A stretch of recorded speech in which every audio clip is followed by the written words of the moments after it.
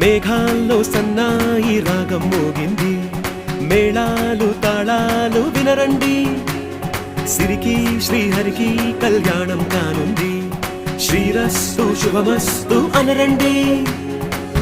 అచ్చ తెలుగింట్లో పెళ్లికి అర్థం చెప్పారంటూ, మెచ్చదగు ముచ్చట ఇది అని సాక్ష్యం చెబుతామంటూ, జనులంతా జై కొట్టేలా జరిపిస్తామండి. అందాల కుందన